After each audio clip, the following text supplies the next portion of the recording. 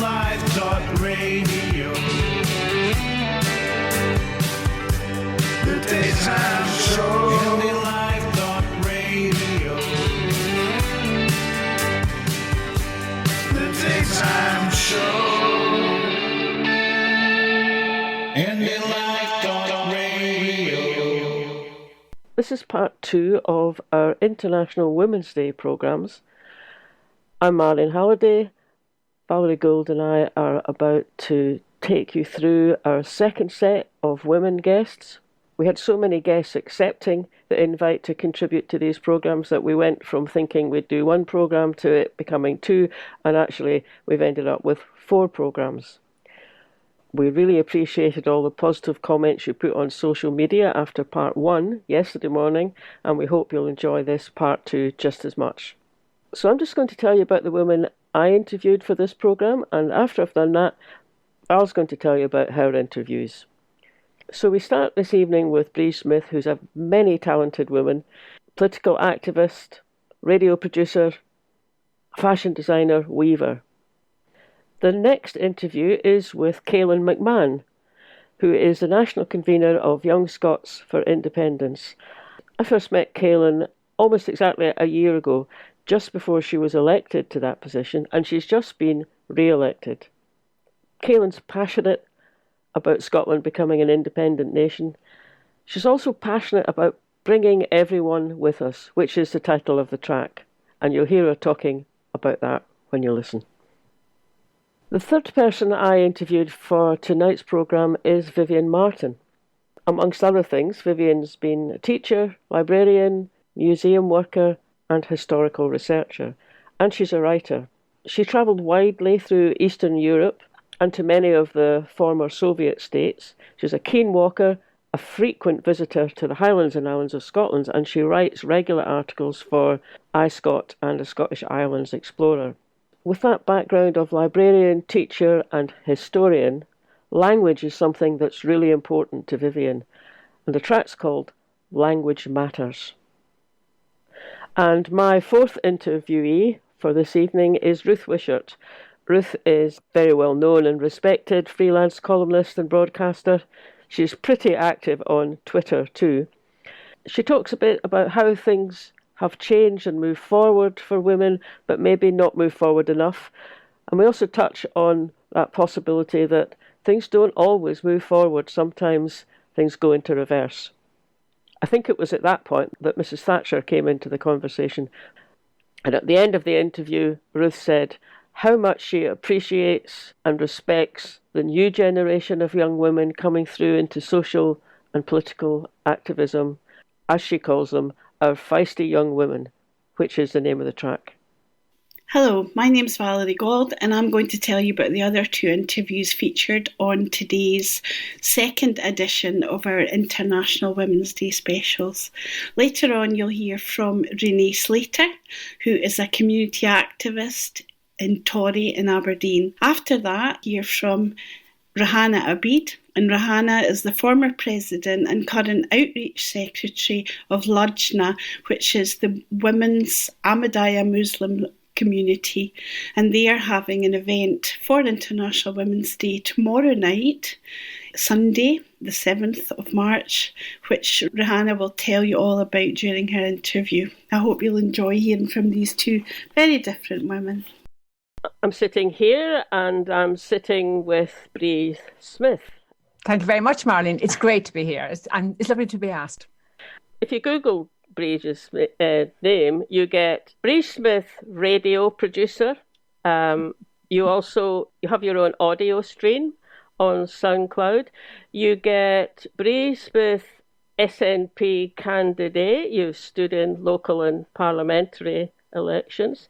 The Oban Times has an archive of your articles, and elsewhere you describe yourself as fashion designer, culture and community activist, and you're a dean of the Weavers of Glasgow. So basically a woman of many talents.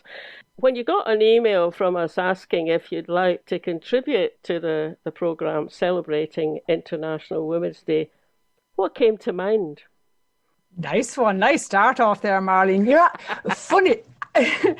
The very thing that came to mind, because for all of those things that you have named out, they're not necessarily in the order of preference. Kind of the political bit came 2013, 2014. And before that, fashion designer. I've trained as a fashion designer. That's what I've done from when I was a child, and it's in my background. And so when it came to the International Women's Day, I've been very fortunate that I've been at the Scottish Parliament for 2 of the events, and they're a great event. When you said to come along and talk about the Women's Day, the International Women's Day, it would be the textile background that I would have identified with for this. And I go back, my goodness, right the way back to the time of Moses when it comes to fashion design. And I have seen throughout that women being exploited, and no change there. And one of the things that really concerns me about this pandemic is that we have seen the erosion of the gender equality and the pay gap and the economic well-being of women right across the globe. And it was evidenced here in the United Kingdom when outbreaks of COVID was hitting Lancashire and areas where there are clothing factories. And you let that not be missed by people. And a lot of cheap fashion companies who turn around fashion at breakneck speeds use cheap labour, and it will be females. And those people carried on working and spreading the virus in their communities.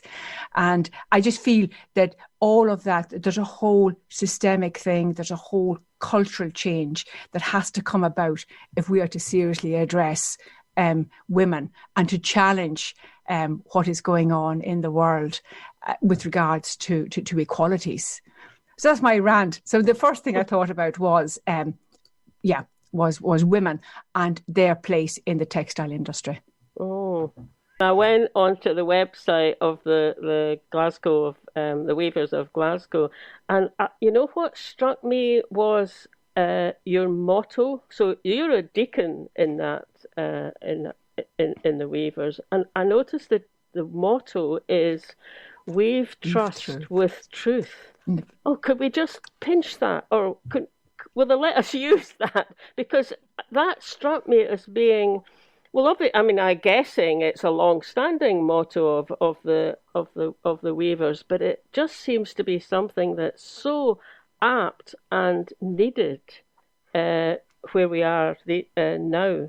The tradition of the Weavers in Glasgow and right across the globe is a huge one. And their mottos, their ethos, their work ethic, and they have consistently fought for workers' rights and for better working conditions that cost lives in Glasgow very early on in the whole equalities campaign. So there's, and to weave trust, it is all of that. I find weaving projects, and I love weaving because it connects the heart, the soul and soil. It just rises up through you if you start weaving in, and then you get the rhythm of the loom. And there was a time that lots of weavers, there wouldn't be a village that didn't have some weaving and bales of tweed sitting outside their house, and it was community. Yeah, and it crossed genders and generations. So I think we should look at more embracive industry that respects the product as well as the person. Yeah. But it's a lovely motto. Yeah, it is. Yeah. It's just beautiful. So when you went over to Holyrood for those 2 International Women's Days events, what tell us a bit about what that was like. What was the atmosphere like? Atmosphere was fantastic. Firstly, that was quite a few years ago when I went to the first one. So it was just surreal to walk into the Parliament building and all women dressed colourfully, because you're used to these buildings as being suits, dark suits, very professional. And because it's a global event as well, we had lots of nationalities, lots of different coloured costumes, and everybody dressed up and out to enjoy themselves. And lots of talks. And then a superb lunch in the foyer part of the of the building, and it was just so different to see women dressed as women, and I mean that in the colourful sense. You know me, my high heel shoes. I was just about to mention high heeled shoes. There was no having to apologise. There was no having to explain. You were just in where you should be because it was for you. Mm-hmm. And it was just hard to explain, and that there was no competitive edge to anything. Everybody was there to talk about women and to talk about empowering women. And we heard from young women, we heard from various people throughout the world who are engaging in projects, bigging us up, and saying how great we are. And in a place of authority, in a place of government filled with colour, it was really, I would suggest to anybody, the tickets are very limited and you have to get into a queue for them. But 300 odd women, yes, great, all tipping in to the Parliament to talk about women. Yeah. More generally, do you think the Scottish Parliament's doing a decent enough job at encouraging women to come forward? And when we're not at 50-50 in terms of MSPs. I think it's about 40% women, which is better than a lot of parliaments. So we've obviously got a wee bit to go. But are you kind of, think it's doing a decent enough job? We've got it is, but we have to recognise that we are losing young women in May of this year who are standing down. There's a young woman from the Labour. We've got, I think, 2 leaving from SNP because they've got young families. And these are good ministers. So then you've got to ask yourself, are we just moving women into what is not even working for family men, let alone for women? So I would always, because it's like any employer and anybody who runs a company, and you lose good staff, you have to think to yourself, yes, there's something not right here. Exactly. I mean, I did wonder, and I knew about that was happening, and I did wonder if maybe the arrangements that have put in place for the Parliament during the pandemic, where they don't need to go to Edinburgh, they can be at home and they can join in the debates remotely. I did wonder if maybe that might have persuaded people to carry on. I think what we have learned from the pandemic, that we don't all have to be in the one location. The whole political arena doesn't even suit family men. So I think it's a women's issue. It's a family issue. And one of the girls, like we're losing 3 young women, and they were saying that if you belong to a political party, that then come the weekends, you are invariably out canvassing, campaigning, door knocking. So it's a 7-day a week. So that's got more to do with how our politics are run. I would say start handing down as quickly as possible more powers, real powers, with the money to local communities, and bring the government a lot more local. Our local authorities are huge, and our councillors are run ragged. Mm-hmm. So devolve the powers, get it as near to the communities, so that young women, mothers, grandmothers, all of those people can make the decisions sitting in their armchairs and decide what buses they want, how the money is to be spent, what health service they need. Get it devolved down to a more local level, more manageable chunks. Yes, it would be an interesting advantage to gain, wouldn't it? I mean, I think there's lots of advantage to gain by having smaller local councils, because as you say, Breege, they're huge compared with some countries. They're absolutely huge. But if it, as well as maybe being more in touch with local issues and more efficient, it also brought a different kind of person, I mean, men and women, but a different kind of person, maybe at a different stage of life. And if that encourages women, that would be a very good outcome from that. So, more widely, do you think, are you optimistic about, where women are in the world today? I mean, obviously the pandemic is having a big impact, but, more generally? I suppose what I get incensed about, I find it obscene that in 2020 we are still talking in a civilised country about equality. we had a women's list, and there's been a lot of effort made to have women's lists and to the gender balance. In the constituency that I stood in, Argyll and Bute, we had a women's list. We had 4 hustings, all four hustings chaired by men. Do you know what annoys me, I suppose? And my husband says, he takes out a big notebook when I say that, what annoys me. Is that the men saw nothing wrong with that. Give us a break here, you know. Like when they looked at all 4 guys, all chairing hustings, they're not on an all-women's list. Did not one of them think, would we not have 2 women? I think they asked 1 woman, and the 1 woman couldn't make it. So ergo, we had 4 men. And so when I see things like that, I think we are paying lip service to equality. Mm-hmm. When I see us clapping for carers or hitting a pot or a pan, I think, really? Is this as far as we go with equality? And then when you start challenging it, it sounds as if you're a radical feminist instead of just a normal human being trying to get representation. So I'm going to try to be positive here, but I'm struggling. Do you think from the men's point of view, they might have been thinking, well, I mean, there's 4 women on the hustings. We'll have to get a man on the stage somewhere. No? Marlene, they didn't think. They didn't think. They were asked. They were asked and they thought, of course, they didn't think, they didn't look, they didn't consider, because it doesn't matter to them. I hate to be so blunt, but that is the fact. Yeah. You know, they support equalities, but they don't think about it. Yeah. And the women, we're guilty of the same. Because even me, if you see a guy coming in, he's got a suit and he's got all these credentials and he's had huge, big salaries, you think, well, he must be good.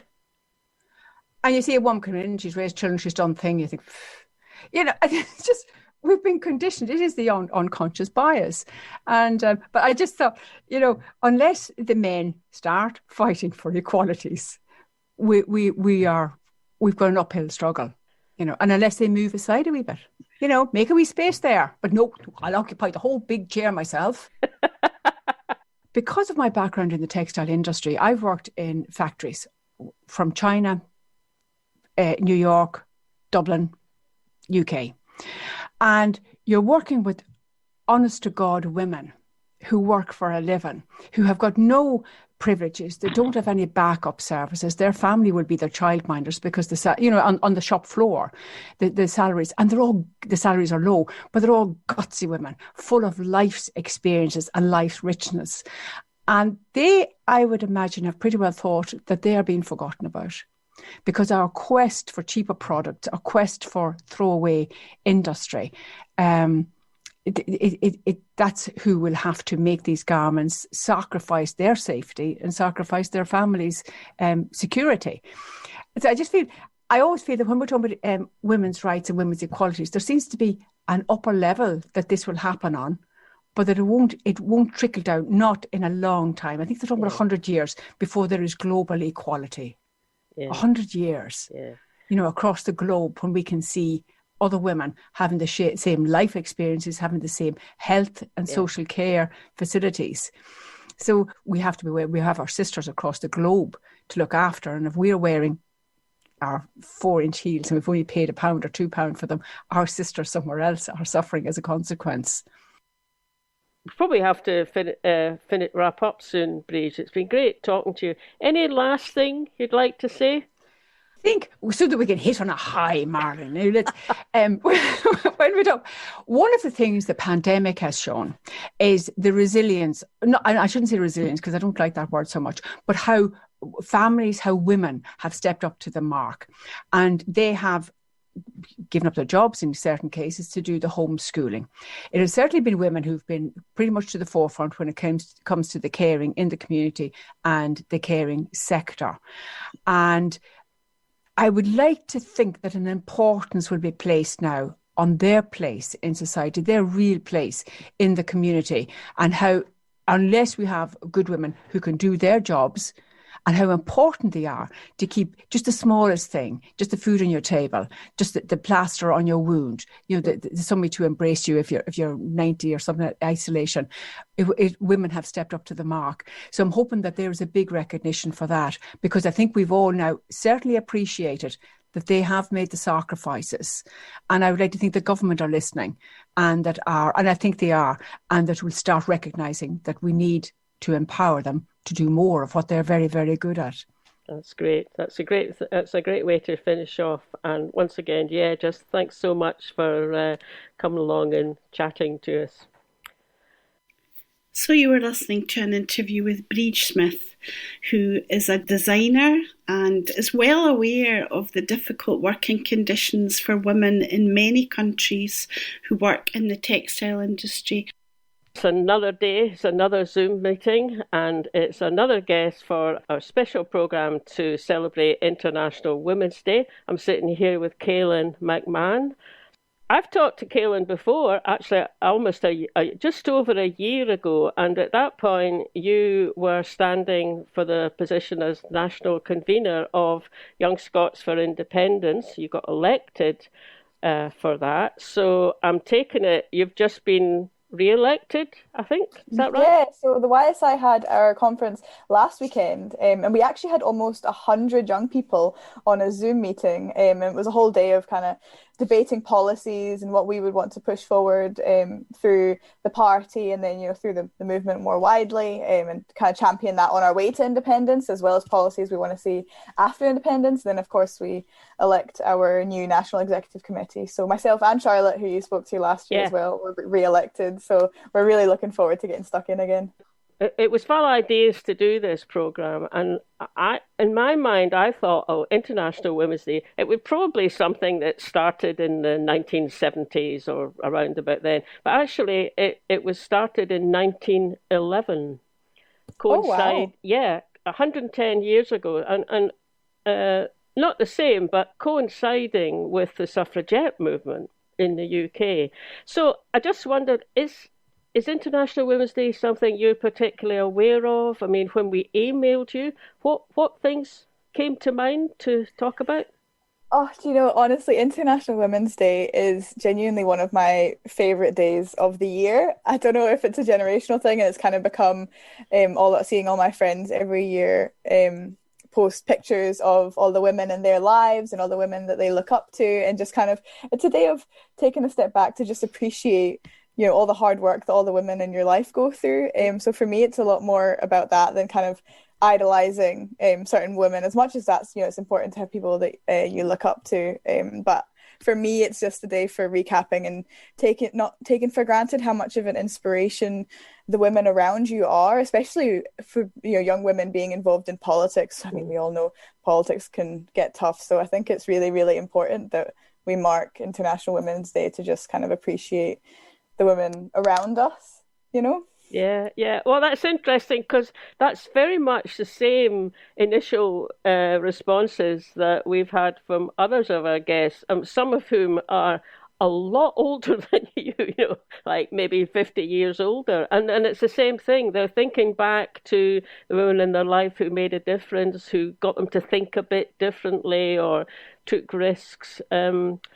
What about from the point of view of encouraging women, your generation, to get involved in politics? Because, my generation, and there's a generation between you and me, but there was still a bit of a reluctance maybe to kind of step in, and I'm aware that there's I think 3 women MSPs who are stepping back from Holyrood, and it is partly the kind of complications and complexities around doing jobs like that and having families at home. And I suppose that's always one of the kind of, I wouldn't say obstacles, but factors that women have to deal with. And maybe it does make them more reluctant to step in. Have you got any thoughts about that? Yeah, I do think there's a real problem. And as you say, we've got a few MSPs standing down because politics is just so inaccessible. And there's 100% work to do. So I think that using International Women's Day to also remember how far we have to go as well. And, not even just at politics. I mean, we need more women at the top of government, but also at the top of business, in film and TV and music. It just kind of women being seen in society as well as, being active members. So, a fact that I actually learned not that long ago is that only 4% of Scotland's businesses have a female CEO. So, Wow. In a country we would say we do quite well on gender equality. We have a lot of really progressive policies when it comes to gender equality with an SNP government, but 4% in Scotland of female CEOs. So I think this really should not be a fact in 2021. So I think in all walks of life, we need more women to set an example for women who come after us. I mean, I'm pretty sure I've said this exact line on the show when I came on last year, because it is everything that I stand by. But I really do believe that as awful as politics can be, and it takes a really, really strong person, especially a strong woman, to stay involved in politics and move past all of that. But if we all face that uphill battle now, we're not only doing it for ourselves, but the generation of women who come after us. So I think they'll be empowered, and it'll be the norm to see women who they can aspire to. So I do think, the change starts with us, and it will be a kind of grueling battle, but I do think it'll absolutely be worth it. Yeah, I mean, I was hoping that, one positive thing that might come out of the whole coronavirus pandemic is that, well, Holyrood but also House of Commons has had to adapt to allow people to take part in debates and be there, be an active member, but not be in the chamber, be at home. And I was really hoping, well, I am really hoping that some of that gets retained even when we get back to a little bit more normal. So that, well, it might make it easier it might make it easier for those three women we were talking about. But actually, it's not just women. It's not very family friendly for men either.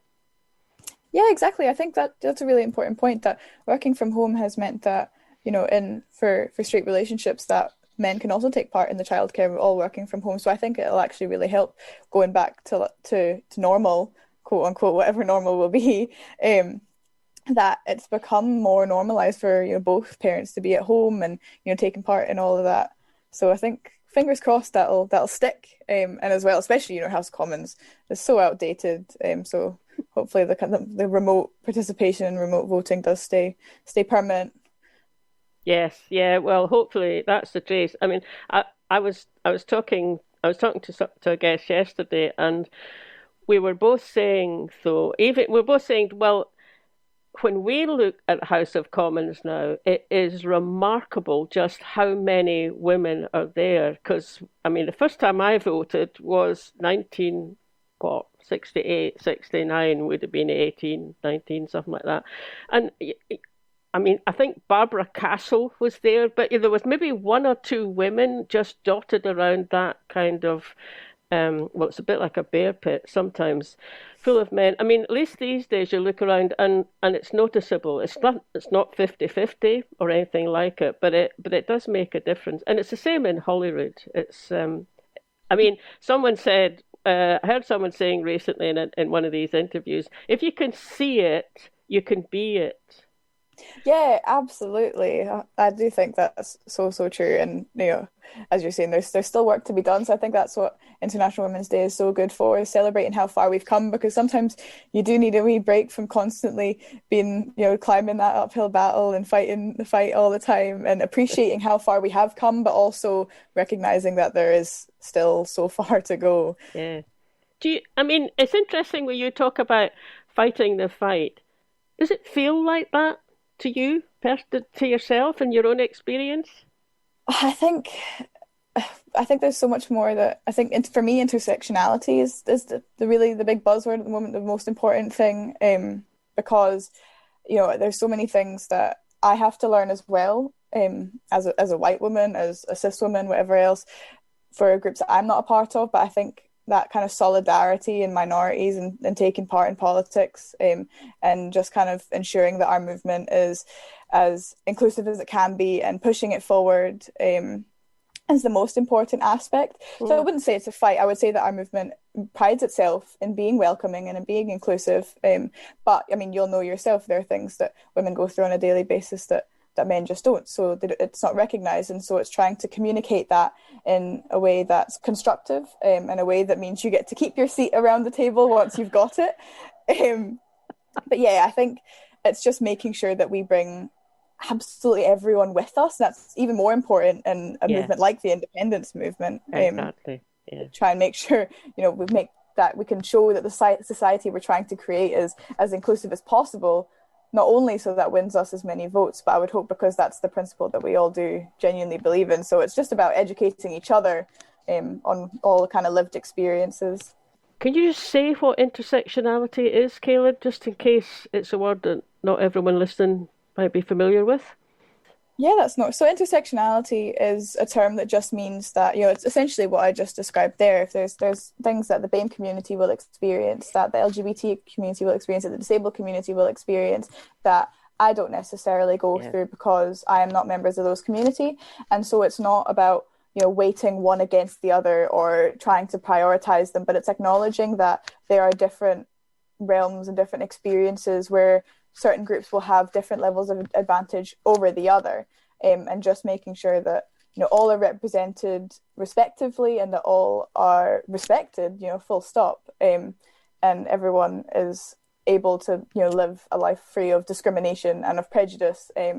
So intersectionality essentially is factoring in different communities. So saying that Black women will experience far more misogyny, far more racism combined than I will as a white woman, for example. So it's essentially about bringing everybody with us. So it's not saying that you can rank it 1, 2, 3, 4 who's the most oppressed. It's acknowledging that so say if you want to, say for example you're saying things that white women will experience that BAME women won't necessarily. So it's how you were saying about that we have far more women in Parliament and especially in Holyrood, but we now hopefully we have CoCab Stewart, who will become the first BAME woman MSP. So we do have to ask ourselves, why are we managing to elect women, but when we are electing women, they are only white women? So it's about kind of acknowledging the nuances in life and in these conversations and making sure that absolutely everyone is brought with us. Cailyn, thanks so much for taking time to come and talk to us. It's been really great having you and having your contribution to the International Women's Day programme. And there's quite a few topics that we touched on there that maybe we'll ask you back and talk about them in a bit more detail another time. But thanks again. That was Cailyn McMahon, National Convener of Young Scots for Independence, who's done a tremendous amount to encourage other young women and girls to become involved in politics. This is Marlene again. I'm sitting with Vivien Martin. Well, we're not really in the same room, of course, but we're in the same Zoom call. So appreciative of you agreeing to be part of the programme, Vivien. Mm-hmm. Now, I know you grew up in Glasgow, went over to Edinburgh to go to university, and amongst other things, you've worked as a teacher, museums, librarian, historical researcher, and I also know you at a certain point you were travelling widely through Eastern Europe, many of the former Soviet states, which got me thinking actually, because whatever faults the Soviet Union had, they certainly did a good bit to try and push back against women's stereotypes. So there you go, and you get an email from us asking if you'd like to contribute to a programme celebrating International Women's Day. What came to mind? Well, the first response was actually shock and terror. But after that, one of the first things that came to mind is actually the women in my own family.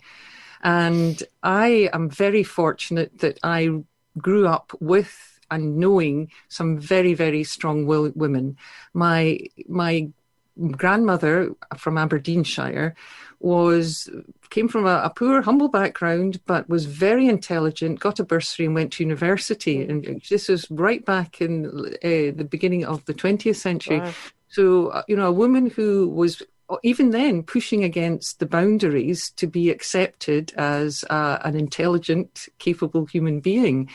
And that was something that she kept us all thinking about, not necessarily overtly, but she was formidable, shall we say. Yes. And she was part of a group of women, a lot of these women, at university for the first time, who were formidable. And many of them went on to become eminent psychologists, in the field of nursing, and really pushed the door open for other women coming along behind. There was one funny story that I do remember my grandmother telling me, was that in those days, and up until actually not all that long ago, if you got married, you had to stop working. Women, it was expected. You got married, you left teaching, you left whatever you were doing. Yeah. And I remember my grandmother telling me that there was a group of them there at university, and they decided that they didn't want to waste this. So they made a pact and said they wouldn't get married because they wanted to use this opportunity and they wanted to do something with their lives, even if it meant not getting married. And my grandmother did say that she said yes and agreed to this, but with her fingers almost slightly crossed behind her back, because she had met a young man at university and shortly afterwards they got married. But she then taught during the war because they needed teachers. But it didn't detract, I don't think, from what those women did in the field of education and all its wider ramifications. And she really encouraged us to think and to question. And I think that's one of the most important things you can hand on to your children and your grandchildren, don't just accept what you're told. Don't just take things for granted, but actually question and push and do what you feel you have to do. My own mother stood in local politics in Edinburgh and was very involved in local issues. Again, she was a politics teacher or a modern studies and economics teacher. But again, this idea that you have to push. Don't be complacent. Doors aren't going to open for you. You're going to actually have to do something. And I think that's on International Women's Day. That is so important because women have had to struggle for the word to go. There's absolutely no doubt about it. Those with power and influence don't just give you what you would like to have. We know that. We know that regarding independence. You have to make your case and you have to push for it. So, and then the other person that I think is a wonderful example is my now 98-year-old great aunt, who had her first novel published last year, completed at the age of 97 and published. And, that's fantastic that the creativity that keeps your mind going is a wonderful thing. And she's put that to good use. And it was an inspiration to a lot of people. It's never too late and never say no. And I think, these women in my life have been a good example of, it's never too late, and keep asking questions and keep, pushing at those doors and keep women in mind. Yes. I mean, it's a good phrase to associate with the whole kind of celebration, to just push at those doors and maybe also, push at those glass ceilings as well. I mean, that's a lovely wee story about your gran. When I went for a job at Glasgow University, and when was it? Mid-70s. Professor who was interviewing me, we chatted away and we seemed to get on, and then just at the end he said, and by the way, you're not thinking of having any children soon, are you? That kind of question now, but with all the kind of guidelines they have for fair interviewing of people, across all sorts of diverse groups of the population, that would be, people would be aghast if they said that now. Yeah. No, I think you're right. I mean, we have in an awful lot of ways moved on tremendously. When my mum was first working, and she was a teacher, secondary teacher, but she had to get my father's permission to get a checkbook for her own salary. Now, you look back and think that is astonishing. And I remember back in the sort of 70s applying for a job, and at that point the word Ms. was just coming in. And my father said, "Oh, don't put Ms. down in your application form because they'll think you're a feminist and they won't give you the job."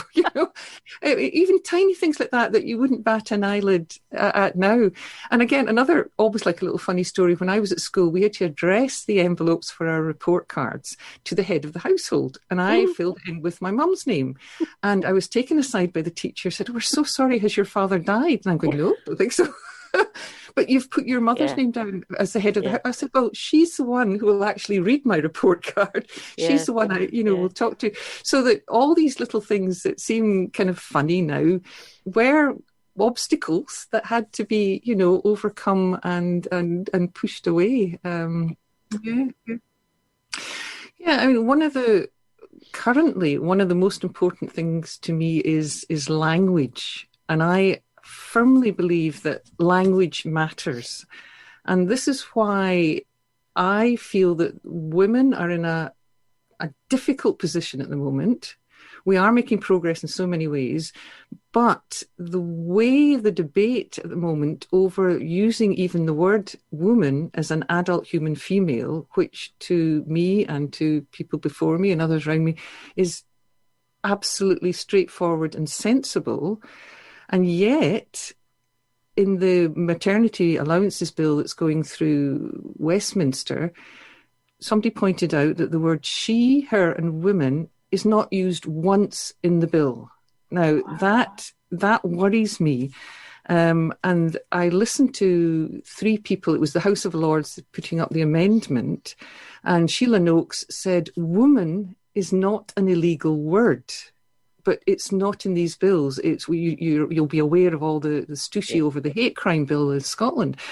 And one of the things that I think it was Claire Fox said was, I'm a woman. She said, "I'm not a chest feeder. I'm not a uterus holder. I'm not a cis woman. I am a woman." And this is International Women's Day we're talking about. She said, "I'm a woman. Erase the word and we risk erasing the struggle for women's rights that has got us here." And language is so important. You mentioned I went to Eastern Europe quite a lot. And the way language, I speak German, the way language is used differently between East Germany and West Germany. And you began to see that words are extremely powerful and we lose them or we abuse them at our peril. And for me, in my opinion, at the moment, there's a shift in language that is to the detriment of women. And that does worry me, that the word woman is being taken out of healthcare, out of legislation, out of daily conversation at times, so that women have come very far and our forebears have pushed the door, but I think we're coming up against other doors and other barriers that need a lot of careful work so that we don't lose what is gone. I don't know, again, you've probably seen that in the last week, 3 women's aid centres have lost their funding.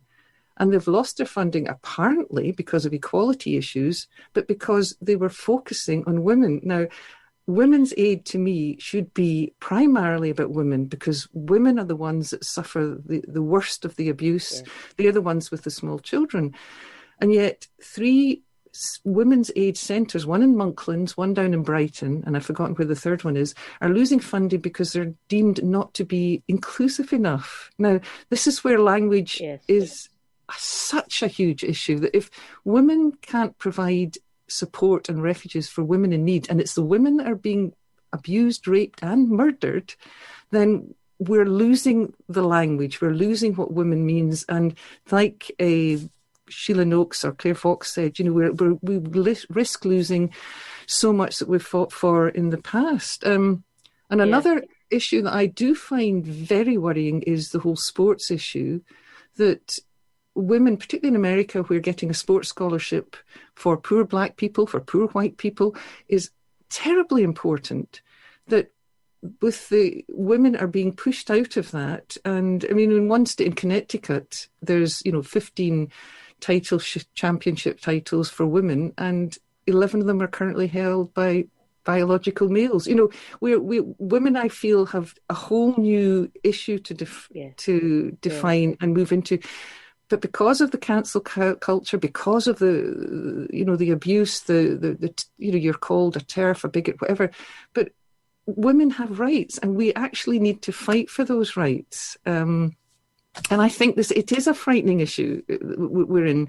And it's one thing to say, yes, women are moving forward, that's great. But, and it's a huge but, there's an awful lot going on that isn't so good. And I think it's up to us to actually speak out about it. I was talking to one of our other guests just earlier this morning, and she was making the point that each generation, and hopefully each generation of women, but I mean also men, can build on from the previous generation. But she also said she thinks that each generation meets its own issues, or to put it at how you've been speaking just now, finds that there's a door that they've got to push through, and it wasn't a door that even existed for their mothers or their grannies. Absolutely. Or as in this case, it's somebody else's door, and we're going, well, can we talk about this? We need a nuanced discussion about this. That's what I find upsetting about the whole business about the use of women. I find what I find upsetting is it seems to be almost impossible to have a discussion about it, because it's not about if you're against or you have doubts about one kind of direction. That doesn't mean to say you're trying to disqualify people from living their life the way they want to, but just not at the expense of other people. Absolutely. Yeah. I mean, I noticed something again in social media. It was a tribute to Magdalene Burns, who was a feminist and who helped set up I think it was For Women Scott, and one of the things she said, it's not hate to defend your rights, and it's not hate to speak the truth. And I find that very powerful, that women have rights. Those rights, there will always be people trying to undermine them in all sorts of different, like you say, different ways. I mean, I actually said to my husband this morning, if my grandmother was still alive and saw some of the things that are being said about women and some of the abuse and things, she just would not believe it, because it was a different kind of fight back then. And as you say, each generation faces new challenges, and we have to rise to them, even though it is scary at times, because sometimes the abuse you see on social media and other places, it really is quite terrifying. It really is, Indeed. Well, just going back to one thing you said earlier about travelling again in Eastern Europe, and we went down to what was then Soviet Central Asia, and that was a time actually for women, things did get better. And a lot of the stands, Kazakhstan, Uzbekistan, because they were given, the doors were opened for education, for learning to drive, for all sorts of things. And people would, rightly criticise the Soviet Union and the communist system for the terrible things it did. But, and again, there's always a but, nothing's totally black and white, but it did bring better things for women. And they appreciated it. And then a lot of that has gone back, as we know from what's happening in Iran and Iraq and a lot of other places, that a lot of women are actually losing rights over there that they had once. So, it's not something, it's like democracy. Yes. It needs to be defended over and over again. Yes, you can't take it. You can't take any of those improvements for granted, because it's Absolutely always possible to slide back. That's the thing always to bear in mind, isn't it? Also, kind of, carry on pushing against the doors and rejoicing in what women achieve, and also kind of remembering that come up behind you and take you by surprise sometimes.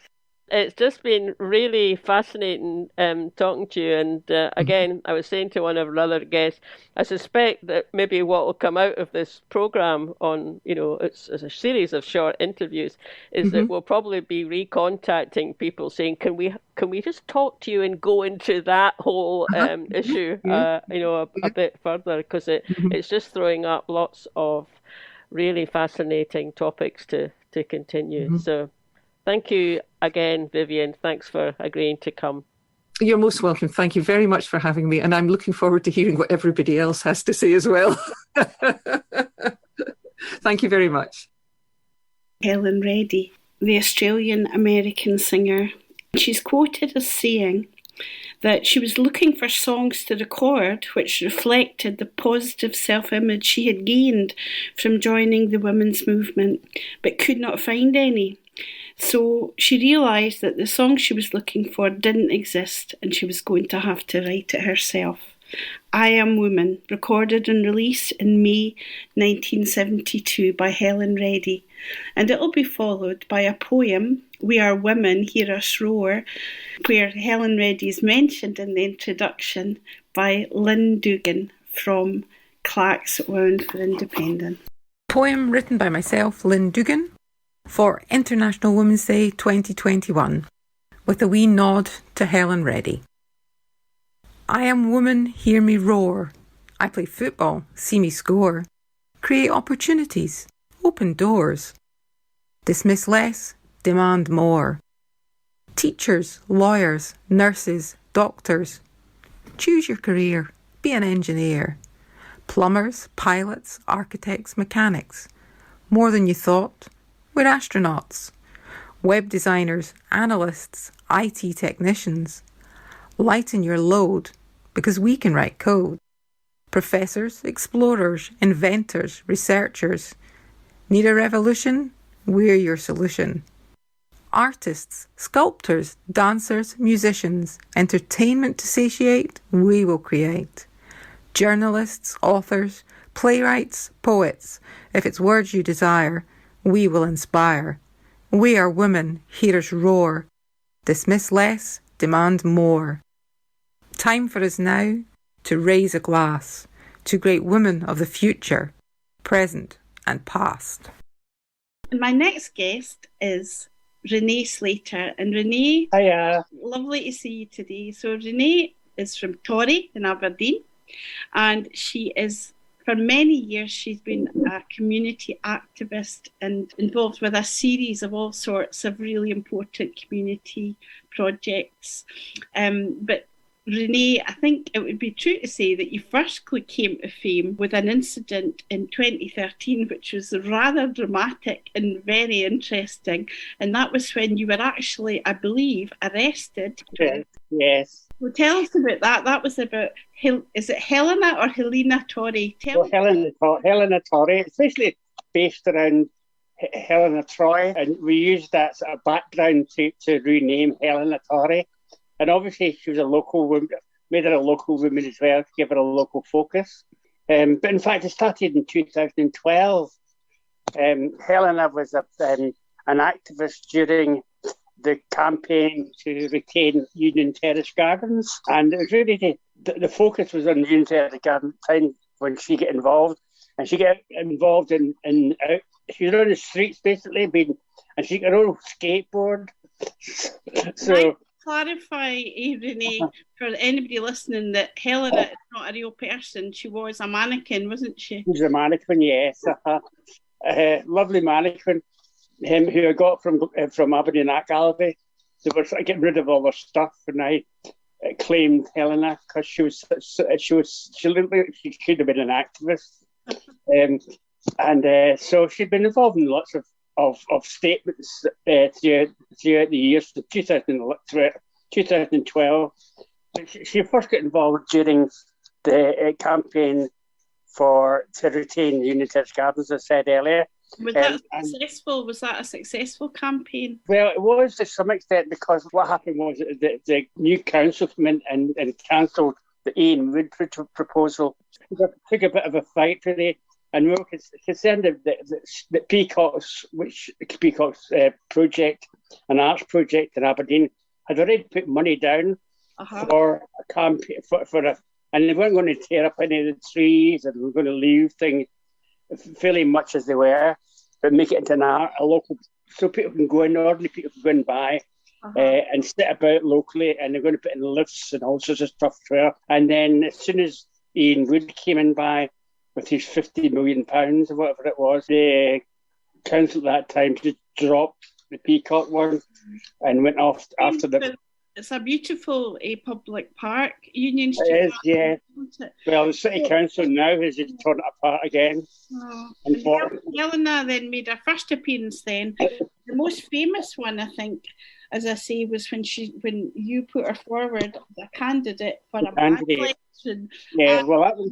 You were arrested under the Representation of the People Act, is that correct? Yeah, well, but about why she was up for election was quite interesting, because I put her up for election in the seat where Ian Wood stayed. Ah, right. And that was why she went up for election.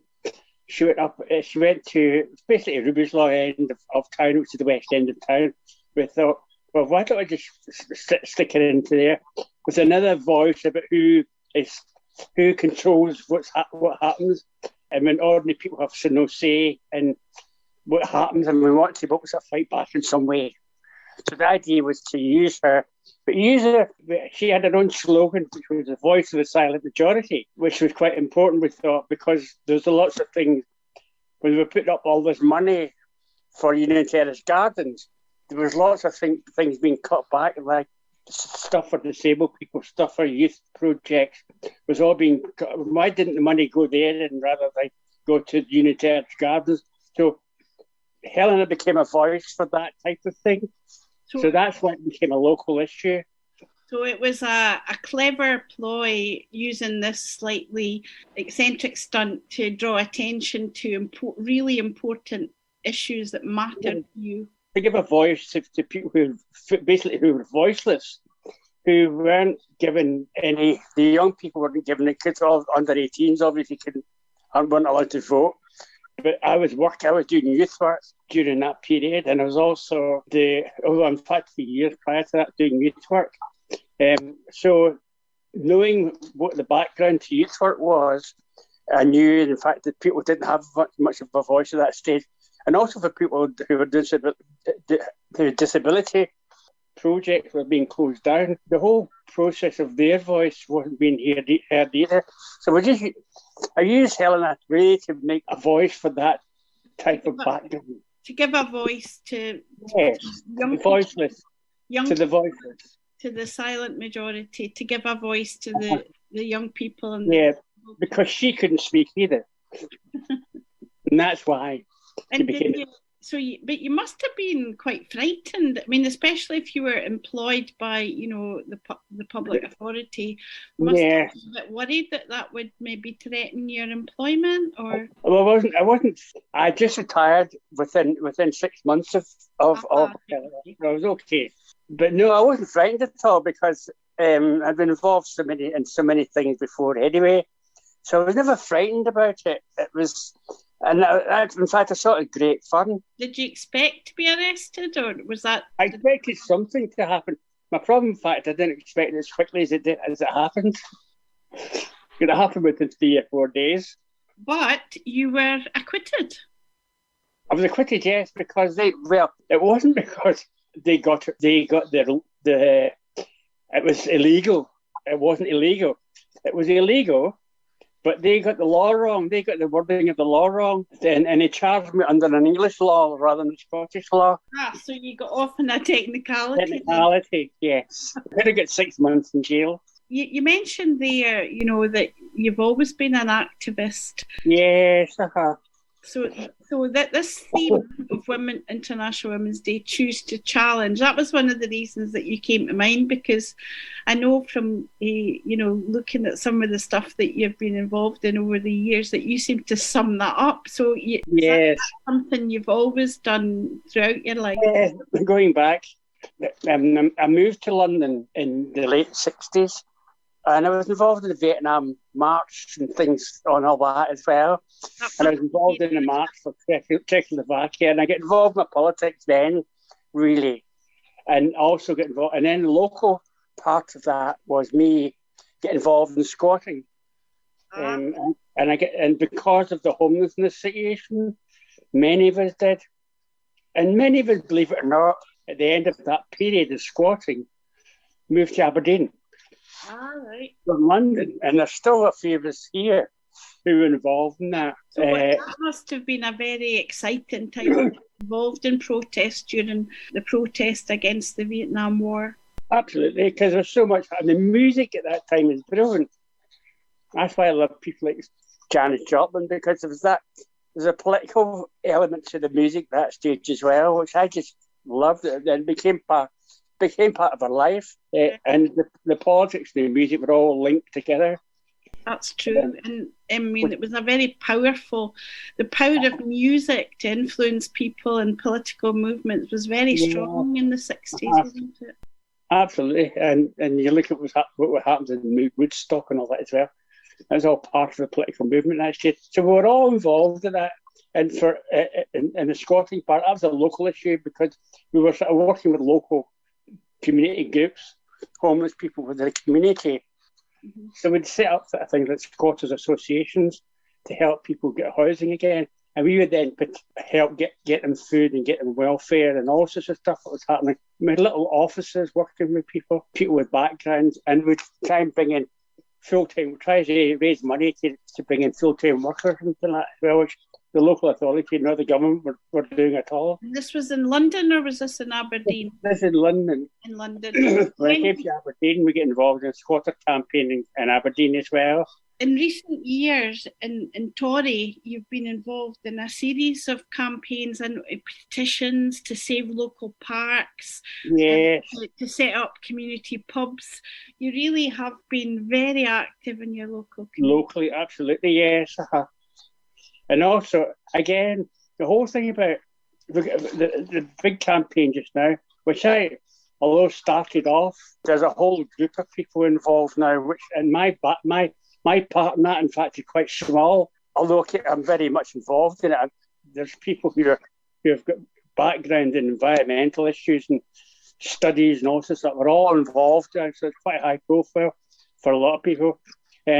But it was set, when I saw what was happening, I said, I better go and find out about this. And when I found out that they're going to try and develop an ETZ, which is an energy transition zone, within next to the new harbour in Tory, a bit more about it. And I found out they were going to plonk a big industrial site right on our lovely little bit of last piece of green space we have in Tory. So I set up a Facebook page for that. And the amount of people who get involved was just unbelievable. From across the board, from people, environmentalists, as I said as well, right down to people like myself, who are just ordinary people who just want to see something happening and don't want to give up the last bit of green space. So it's going quite well, and it's involved in climate action and all sorts of stuff just now. So they're very much a local thing, which is actually taking on wings of its own. For change yourself, but you act as a kind of like a sort of catalyst to bring other people. Yes, absolutely. If I'm working with the community has got to take control of it and got to take ownership of it. It's not me to take ownership of things. And if I can find a way of actually helping people take ownership, and it's all about who takes ownership of their own lives. And my part really is not about me being there. And my part is really helping other people take ownership of what's happening around them. Well, that's brilliant, Renee. It's been, and I'm so glad that you've given me the time to talk to you today, because I know that you haven't been keeping well recently. Yes. Despite health issues that you've had, and going through treatment and everything, your spirit is undimmed. Yes. Well, basically, I can't get out of the house just now, so I'm just rattling on here. Well, I've been locked up really since last March at home. Apart from, I've got to go out for, I haven't been well, as you said, and I've got to go out for chemotherapy every now and again. So that's my day out. It's good. It's been driven across from Tory to the hospital in an ambulance and taking my camera with me. Well, listen, this interview has been relatively short because it is for International Women's Day and we've got so many different ones to fit in. But I hope that I feel we've just scratched the surface of your challenge and your activism, and I hope that in the future get you back on to do a longer interview and we'll hear more about I'd love that. Yeah. I would love that. Thank you very much for inviting me anyway. It's been an absolute pleasure. Is there anything else you'd like to say, a message for our listeners before we stop? Is there anything else you'd like to add that we haven't covered? Well, I suppose one thing is to get let's stop all this argument amongst ourselves and get independence done. Because if we don't, let's forget about all these background issues. Get what we want, which is independence. I think it's an important thing from my point of view. Let's sort everything out afterwards. We know what we need, and we've got to get it done. I think independence is part of that ordinary people's choice as well. I share your feeling that independence for Scotland has to be at the moment the top priority. Yes. Renee, and can I thank you again? It's been an absolute pleasure talking to you today. No, and thank you very much for inviting me. Indylive Radio. So I'm here today with Rehana Abid, and Rehana is the former president and current outreach secretary of the Ahmadiyya Women's Community Association, which is known as Lajna, and they are based in the Ahmadiyya Mosque in York Hill. And Rehana is now retired after a career as a pharmacist, but she is very, very busy. So hello, Rehana. Welcome. Hello, Valerie. Thank you, Valerie, for inviting me to speak on your program. Well, I'm so delighted that you have accepted our invitation to speak on our International Women's Day special. Why don't we start off, Rehana? Maybe you'd like to tell our listeners about Lajna, which is the Ahmadiyya Women's Community. And I've been at quite a few of your events over the years, and they're always brilliant. And would you like to tell our listeners a bit about the kind of work that your Women's Association does in the community? Yes, okay, I'll try. And thank you. Yes, you do come to our events, and thank you for doing that and supporting us. The Ahmadiyya Muslim Women's Community is also known as Lajna Imaila, as you've said, and that literally means maids of Allah or God. So we are an auxiliary organization of the Ahmadiyya Muslim community. The Ahmadiyya Muslim community was founded by Hazrat Mirza Ghulam Ahmad, or the Promised Messiah, peace be on him, in 1889 in a small town in India called Qadian. So this was 132 years ago, and we believe he came for the peaceful revival of the true teachings of Islam, as prophesied by the Holy Prophet Muhammad, peace and blessings of God be upon him. Promised Messiah has been succeeded by caliphs or spiritual leaders. The community is presently led by His Holiness Hazrat Mirza Masroor Ahmad, who is the fifth caliph or successor, and he is presently living in England. The community is now established in over 200 countries in the world. The Lajna Imaila was established in 1922 by the second Khalifa or Caliph. He wanted to empower women. One of the main purposes of the Lajna was to enhance and promote religious and secular education of the Ahmadi women, so that women realize their true potential, and also to raise awareness of women's important status and great responsibilities as well, and her role in training the next generation. And through their actions and initiatives, the Lajna, we try our best to reach out to communities and to promote peace. Like helping others and giving charity is like a fundamental part of the Islamic faith. We therefore feel it is our duty to serve humanity. Next year, it will be 100 years since Lajna Imaila was formed. And for part of these celebrations, we are fundraising for a maternity hospital. In Sierra Leone, women don't have access to basic maternity facilities. And so this results in death and disease during childbirth. Here in the UK, there are more than 12,000 Lajna. And in Glasgow and the surrounding areas, there's around 160. Internally, we focus on educating our members and children. Some of the things we do is like promoting health and well-being, including even addressing like mental health problems, which nowadays is quite a lot. Very much. Yeah. Yeah, and so we also like do things like sports activities and handicrafts and many other things. We're always busy anyhow. Yeah, I know that. You said to me, "Thank you for supporting us," but I can tell you, it's not. It's a pleasure to come to your events. I don't come out a sense of helping you. I enjoy them so much. They're absolutely great. Thank you. Thank you. So yeah, we've held some events to try to unite women as well, and like from different faiths and backgrounds, and we try to build like a strong bond between each other and friendship, which we think is very important. Yeah. When any event I've been to, even though some of the women there, I maybe hadn't seen them since a previous event, they always like, hello, and it's very warm and welcoming, and it was just a lovely atmosphere. And I know that you raised an enormous amount of money. One of the events I'm thinking on is the Macmillan event, the coffee morning. You raised thousands of pounds for the Macmillan charity, don't you? Every year. Yeah, that's right. We've started organising like Macmillan coffee mornings, and people say to us, like yourself, when's the next one going to be?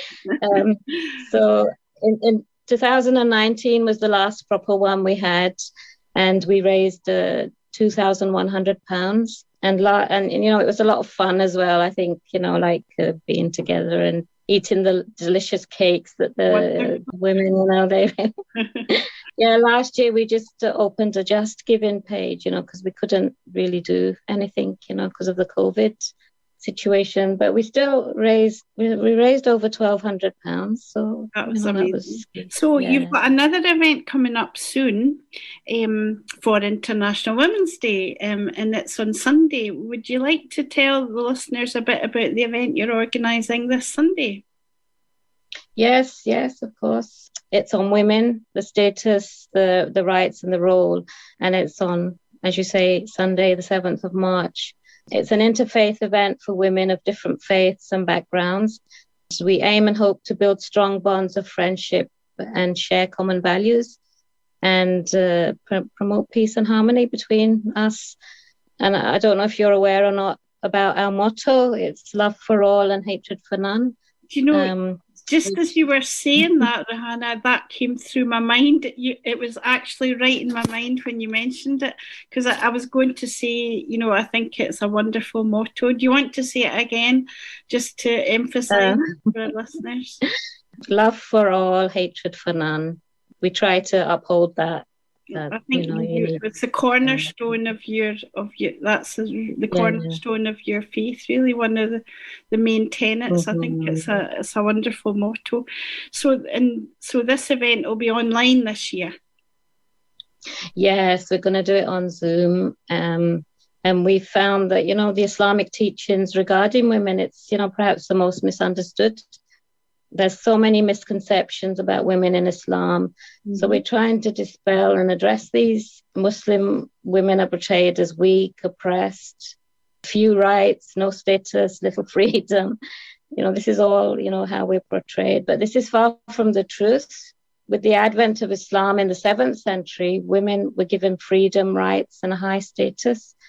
And there was clear guidance in the Holy Quran and the Holy Prophet, peace be on him, about the treatment of women. Like men and women were given equal status and equal spiritual rights. Some of these rights were the right, which we didn't have any rights before the advent of Islam. The right to be educated, to choose your own husband, the right to divorce as well, and even owning your own property and inheritance as well. It was all given at that time. So Islam gave women respect, honor, and dignity as well in all the respective roles. And some of these things that you mention came very, very late to women in the Western world, really, didn't they? Yeah, that's right. Yeah. Some people might be really surprised that it was only about in the last 150 years that these rights were given to women in the Western world, so in the Western countries. It's interesting because the theme of this year's International Women's Day is Choose to Challenge. So part of what your organisation does is you challenge these misconceptions about Muslim women and the role of women in Islam then. Yes, yeah, we're trying to, because I think we've been portrayed as, being oppressed. So we're trying to educate, and we have previously done like library exhibitions, and we've done other events, to try and spell all these. Yes, yeah. I saw your exhibition. It was really interesting. I saw it up in Maryhill, up in the Maryhill. Okay, Library. yeah. We've done it in a few libraries, but now the thing that we've been able to do, I don't know if you've been to, we walk in the 5K charity walk. We have annual 5K charity walk, and we raise money for the children's. One of the things that because of not even before lockdown, we started to cook hot meals for the homeless, the women, and we've actually continued to do that right up till today on a regular basis, like sometimes once a week or sometimes even twice a week. And so we're cooking hot meals like our curries. Curries and that, and I bet they go down well. I bet you they'll be well. Yeah. And we really find that this is that we're getting so much blessings from doing that, and the women they really enjoy doing it. It's different women every time, but they really enjoy doing it, and it gives so much pleasure. Yeah, to do this. Be able to do something for somebody else, but I know that, as you say, Lajna does so much good work, and I'm glad that you're here today to tell us about it and just to let folk know. Although I think some folk will know already, but it's good to let folk know a bit about what's going on in different parts of the community. So I'm really looking forward to your event on Sunday. Thank you. This programme, if people are listening to this on catch up, the event may have already happened, because this programme is going to go out on Friday, but also on the Monday on the actual International Women's Day. So it just depends when people listen. So Rehana, it's been an absolute pleasure talking to you today. Is there anything else that you would like to say that we haven't covered, that I haven't given you time to talk about before we say goodbye? Yeah, I think, thank you very much for having me on the programme. And it's been a pleasure for us as well that, you have invited us. And I think that's about all. I hope, if anybody wants to take part in our event as well, just to let us know. Okay. And how would they do that? Would they go on maybe on social media to find a link, or would that be the best way to do it, to attend the event on Sunday? If they contacted Indylive, if somebody's listened to this on Friday and they'd like to attend your event online, they could contact Indylive Radio through their Twitter page or their Facebook, and I could pick that up and I'll sort it out. I could be the link to you. They could do it through the radio station, either through Twitter or Facebook. So if anyone's listening, get in touch with Indylive.Radio, in particular to me, Valerie Gold, and I'll put you in touch with Lajna and with Rehana. Okay, so Rehana, thank you very much indeed, and I wish you a happy International Women's Day. I'm sure your event on Sunday will be a great success. Very much looking forward to zooming in to attend, and I hope that one of these days, before too long, we'll all be able to meet in real life again. Yes, hopefully very soon. Thank you very much, Valerie. It's my pleasure. Thank you, Rehana. Thank you very much indeed. This is Marlene again. I'm now in another Zoom call, and this time I'm sitting with Ruth Wishart. Ruth's a very well-known and respected freelance columnist and broadcaster here in Scotland, but and elsewhere in the UK. You're pretty active on Twitter too, Ruth. So, when you got an email from us asking if you'd like to contribute to this programme celebrating International Women's Day, what kind of things come to mind? Well, obviously, I've seen a lot of International Women's Days, and I think I'm a bit confused as to which wave of feminism I'm supposed to be currently riding, but I've been on the crest of a few of these as well. When I was in my 20s, I was marching up and down the street in Glasgow under a Women in Media banner for International Women's Day. I've had the privilege of speaking in the Scottish Parliament on International Women's Day, and I've always thought it was really important, not just because of the rights and aspirations of women in Scotland and in the UK, but in women worldwide, because although we've got a lot of challenges here, we've got fewer challenges than some of our sisters elsewhere in the globe. Yes. I mean, it's interesting having that sort of longer term perspective. When we started doing these interviews, I sort of looked up International Women's Day. In my mind, it was probably something that would have got started in, 1970s or something, I thought. But actually, it started in 1911. And I thought, wow. Now, not exactly the same thing, but obviously that was at the same time when the suffragettes were actively kind of working on women's vote. So it's got a very long, 110 years now, kind of heritage of it. In some ways, we end up, we're still talking about some of the things we talked about in the 70s. We're still talking about equal pay, the rest of it. Do you optimistic about the direction of travel, or? Well, there's two things here. I mean, one is that you're quite right. We're still talking about a lot of the same things as we were talking about all these years ago. We're still talking about equal pay. We're still talking about the lack of affordable childcare. We're still talking about so many things that really haven't altered as much as we would have liked, although progress has been made on some of these fronts. The second thing I would say, though, is that there's new challenges which have arisen for women, especially women in war zones, where they're being used as really as weapons of wars, and where women are facing all kinds of appalling situations in terms of rape and torture and kidnapping, etc.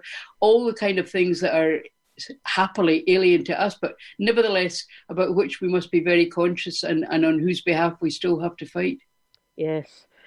Yeah, and I mean, one of the things that maybe there has been a lot of progress on is education for women. So I'm not thinking so much here in the UK and in Scotland, but worldwide, because of one thing, once women start to have access and use an education, that actually has an effect on the whole society, does it? It has lots of knock-on effects when you've got an educated women in your country.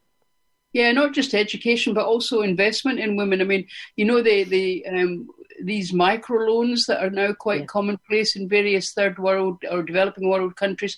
And it's always because the people who orchestrate them say that if you invest in a woman, you invest in a village. Whereas if you invest in a man, it tends to be much more of an individual investment. So I think that's absolutely true. And I think it's why both education and investment in women is absolutely crucial. But as we saw from the tragic case of Malala and what's happening just now in Afghanistan, it's far from a done deal that women have ready access to education. Yes, that's true. And that's another thing that I've noticed comes with age.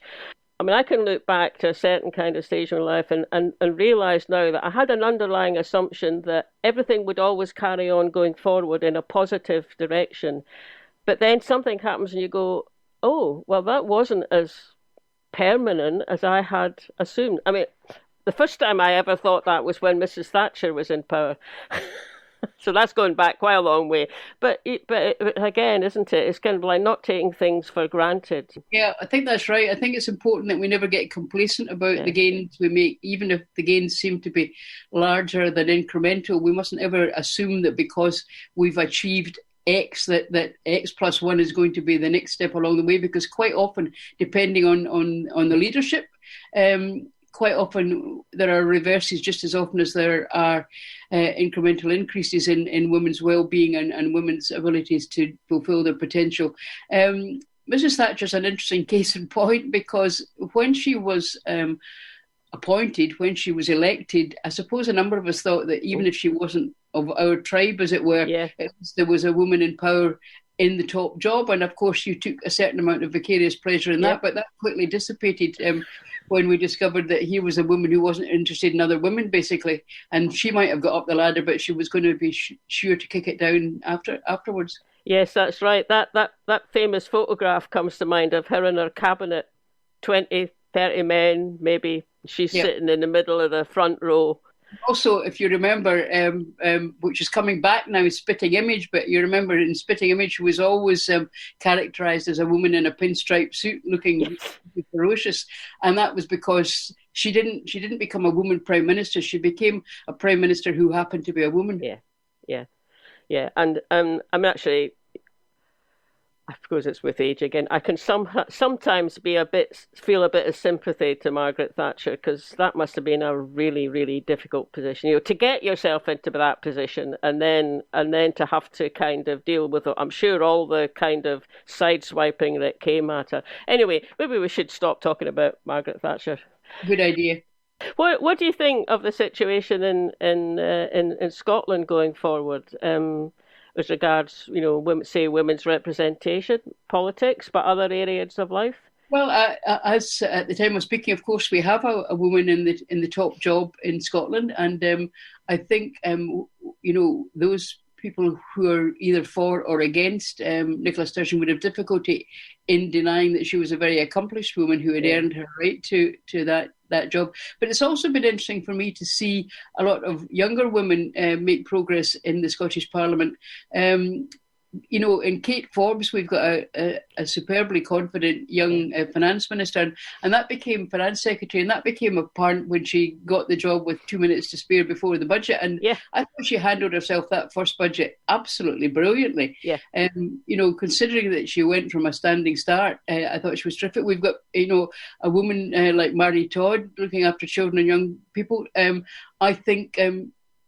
My personal feeling is that she could get a bigger job. She should get a bigger job. But we've got quite a lot of, and of course, Health Secretary Jean Freeman. I mean, I personally hate to think what would have happened during the pandemic if there'd been somebody less accomplished in that portfolio. Yeah. Yes, indeed. The other thing that's happening, sort of to counter that a little bit, is that some of the younger women who are MSPs are standing down at this Holyrood election. I mean, actually, there's a lot of people standing down anyway, but who are older people. Well, Jean Freeman's standing down, isn't she? But there's some younger women standing down, and that seems to be around the issue of keeping that job going while you want to have a family. You've got a youngish family. You want to keep it. Yeah. I think in a strange kind of way, I think COVID might help to change that. I mean, people have now got used to both working remotely as parliamentarians, both in Holyrood and in the House of Commons. They've got used to not only working remotely, but to voting remotely, which didn't used to be allowed. Yeah. And I think if COVID has proved anything, it's proved that it's possible for even people in positions of political sensitivity to be able to work from their home base. And I think we must work harder at making, Holyrood was set up to be family friendly with family friendly hours, but it's not very family friendly if you're sitting for the sake of argument, a northeast or northwest of Scotland seat, and you've got a young family, and you've got to commute to Edinburgh and back and be away for at least 3 days, possibly more during the week. That's not family friendly, and I think we have to address that and take that very seriously if we want to encourage women of childbearing age into the chamber. Yeah. I mean, it's not very good for men who are there with younger families, actually, to kind of be fair, but they tend to be a little bit back from the coalface, as it were, when it comes to looking after the kids, don't they? I don't think we've reached 50-50 in childcare. No, we definitely haven't. And we haven't reached 50-50 in Holyrood either, although I think it's 40%. So, that's better than a lot of places. Probably better than a lot of places. Could be better. I mean, I have a firm view that everything in public life, whether it's Parliament or whether it's business, should be reflective of the society in which it operates. And 52% of our society is female.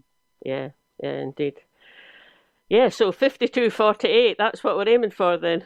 That'll do.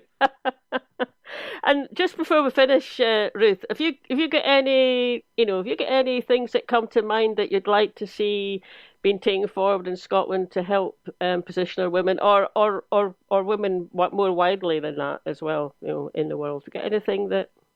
Well, it's very difficult, I think, for women to achieve equal representation in all walks of life at the moment, and it's very difficult for them to achieve promotion. The situation is better now, but it always struck me as odd that in primary schools, for instance, there was a huge preponderance of female teachers, but there was always a male head teacher. Now that's changing and getting an awful lot better now, and in fact in my local school, which is just along the road, the head teacher is female, and indeed in the next village. So it is changing, but it's changing too slowly in my view. And also somebody made the very funny point the other day that there were more men called Dave as CEOs in FTSE companies than there were women. Which I think we have made much greater strides in medicine. Yes. I mean, I remember, female gynecologists, for instance, strangely of all things, and female surgeons and all kinds of things being in the hen's teeth category. But that's, nowadays we've, almost all the medical faculties have got preponderance of women in them, and I think that's very healthy. Yeah. So you're optimistic looking ahead? I'm very, very heartened by the number of feisty young women that are coming up now. I think we've got I've got a lot of faith in the next generation, basically. Yeah, well, I think that's maybe a good place to stop, Ruth, with our hopes for the next generation of feisty young women. Great. Thank you so much for coming and doing this. My pleasure. So we're now coming to the end of the second edition in a short series of special shows to mark International Women's Day 2021.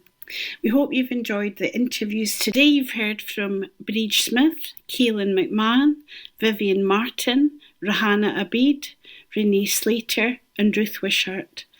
We hope you'll tune in again on Monday. We have 2 shows for you on Monday. The first one between 11 a.m. and 1 p.m, featuring Sheena Wellington, Leslie Riddick, Tina Yu, Anna-Misha McCoy, Jean Anderson and Eileen Budd. And at 3 o'clock, our final show with Kirsty Hughes, Michelle Thompson, Dr. Nighat Riaz, Lynn Copeland, Heather Anderson and Jules Bell. We'd like to also mention that it's not just sisters, that we have had a huge amount of help and guidance to keep us on the right track from Steve Callahan and Jerry Mulvena, and also from Fiona McGregor too, who've all been extremely helpful in helping us put this series of programmes together. Obviously we want to thank all the fantastic women that have contributed as well. So hopefully you will tune in again on Monday and listen to a bit more from all these great women on International Women's Day 2021, March the 8th. See you on Monday. Indylive.Radio, the daytime show.